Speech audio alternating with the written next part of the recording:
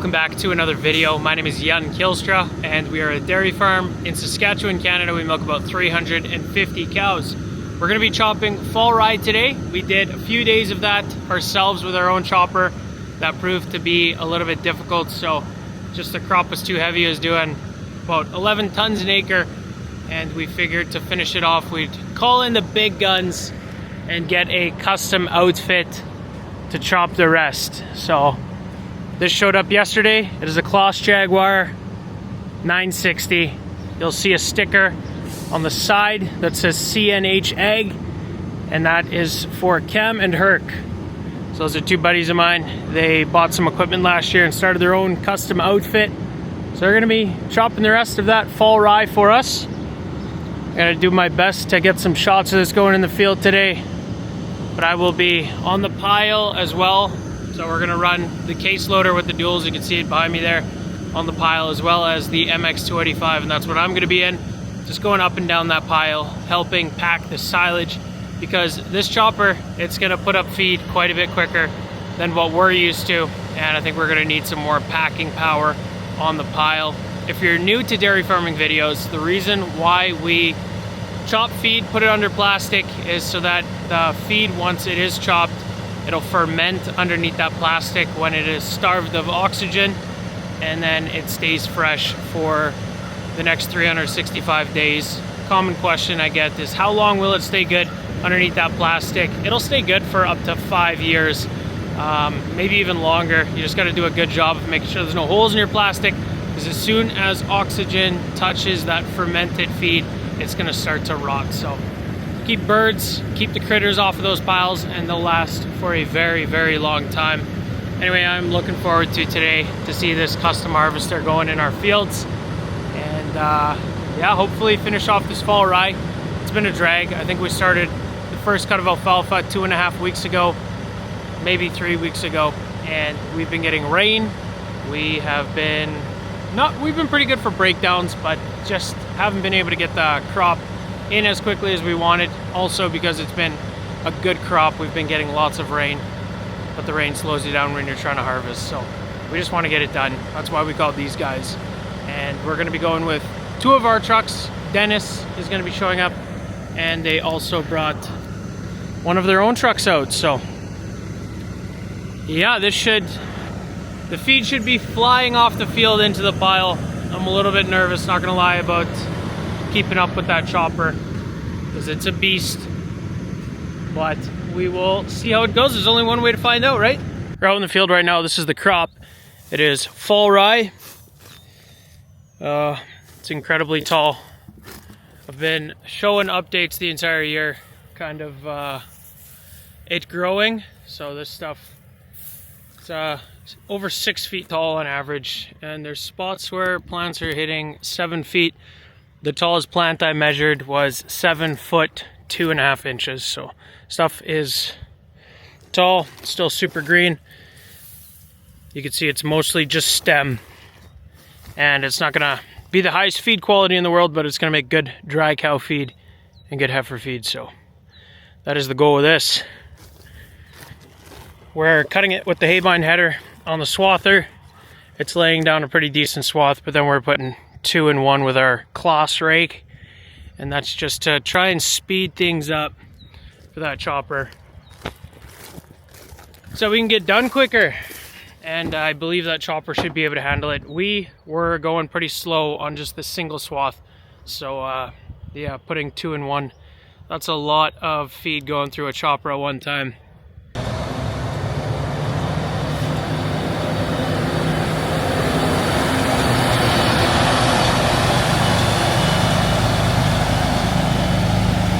So he's going out to the field. That's their silage truck. It's a little different than ours. It's got the floor drive chain, so they don't have to tip them buckets. It's pretty nice. You don't have to worry about it flipping over on the pile. Just starting out. This is gonna be a stressful day trying to keep up. There's trucks coming in here like there's no tomorrow. Just starting the pile out though. We went a little wider than a pile we would typically do when we're putting it on the soil, on the dirt. But yeah, that's just to give more room for packing and dumping all at the same time. It is going to be tight though.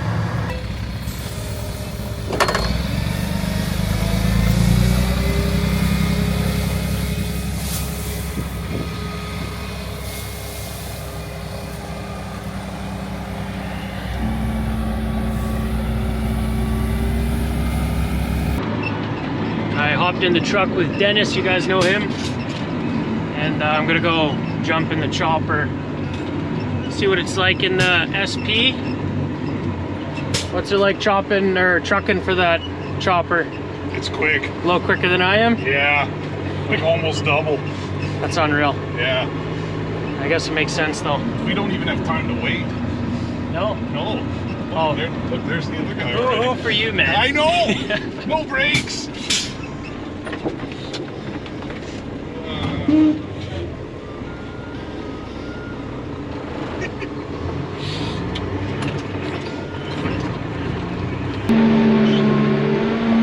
So we hopped on the chopper with Herke. How's it going, man? Pretty good. It's good. How's this stuff chopping? Really good. It's a very good crop, I would say that for sure. Your best so far this year, or? Well, it's just some of the, we've only done some alfalfa so far, so this is gonna yield better than alfalfa will, but it's definitely a good crop. A lot better than we've had the last few years anyways. Oh yeah. Yeah. That's why you're here, I guess. Yeah, I guess so, yeah. The old pull-type chopper couldn't quite handle it. Not quite. It was rough going there for a bit. But it's definitely, it's amazing what a little bit of rain can do. Well, I guess we got a lot, but it's amazing what a bunch of rain does. Yeah.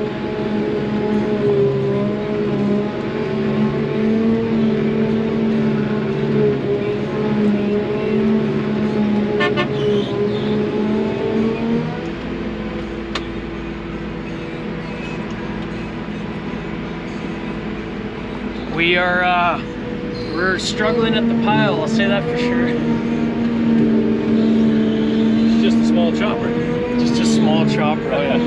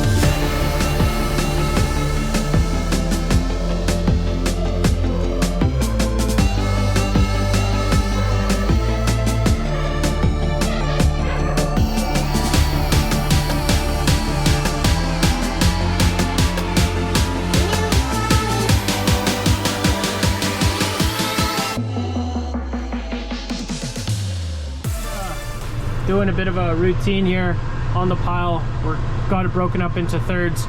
So one truck dumps on the left. So Feder goes and pushes it up. I'll go pack this, and the next truck will dump here where it's good packed. So just trying to keep a little bit of a rhythm going on the pile.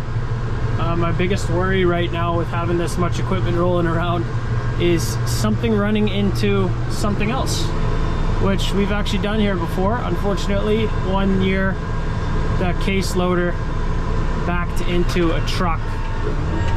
That loader right there, there's about $20,000 worth of damage on the loader and 0 damage on the silage box. So pretty lucky for the silage truck, but unlucky for that loader because the box went into the hood and did quite a bit of damage on that engine. So yeah, this is a pretty nice job, actually, pretty relaxing.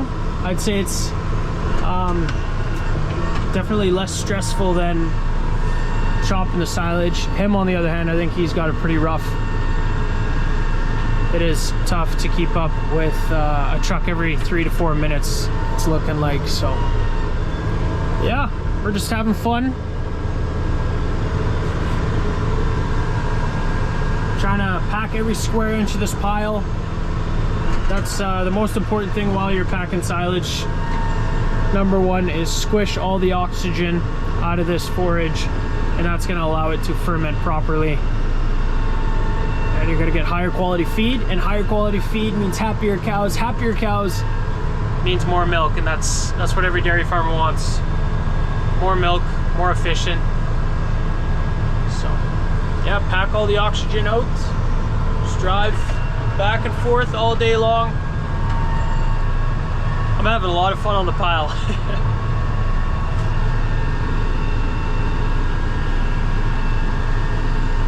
Definitely need to be careful that we don't run into each other or a truck. Our feeder is there at the other silage piles, and I told him to, man, today be careful, drive slow, look both ways, keep your head on the swivel. We got into some higher moisture forage this morning, so that's seeming to pack quite a bit easier. First stuff we did was pretty dry. So we met Herke, which is the H in CNH, and this is Cam, so figured we'd show him in the video too. Okay. You guys have actually seen him before. You were operating a chopper at another farm, so. Yep. How many times have you watched that video? More than I care to admit. Well, we're getting rained out, it looks like. Cam says they'll push through until trucks start spinning out in the field. So Once the trucks don't move, then we can't move. So I guess we're gonna find out how much mud these trucks can go through today.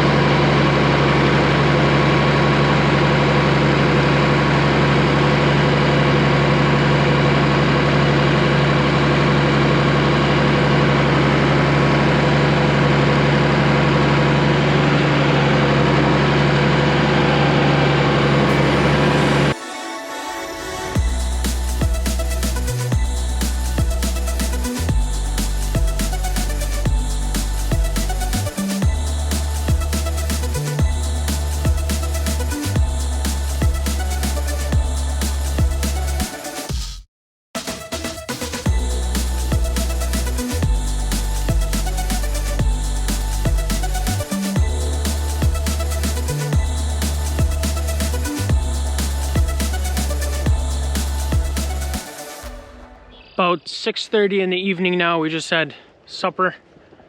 Mom always brings out sandwiches for everyone, so that's pretty cool.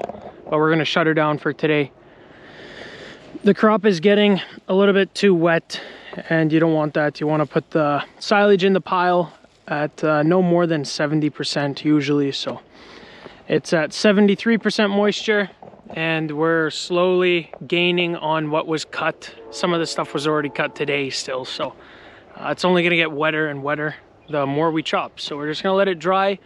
You know, it's a bit tedious to wait when you're this close to being done. There's maybe 3 or 4 hours left of chopping, but you want to put it in the pile good, otherwise it'll rot. We actually have had that happen before, where we took a whole pile, probably a pile half the size of that one, and we spread it over the entire field with a manure spreader because it was rotten, because we didn't wait for the crop to dry out. So you only do that once. That is incredibly expensive, and we don't want to do it again. So just gonna pick it up again tomorrow morning, and then we'll finish this off. So we'll put some plastic on the pile because it is getting already pretty big, pretty long. I'll walk to the side here, then you guys can see how much we did today. I'm sure there's 1,500 tons there maybe. So, big pile already.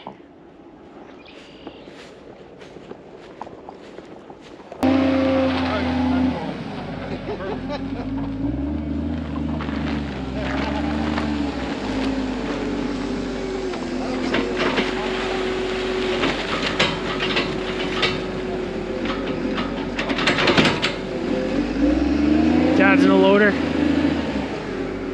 So we start covering the pile with sand along the edges and then put tires on top. Get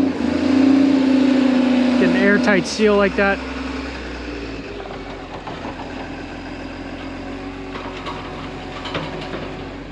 You see it pulls the plastic nice and tight.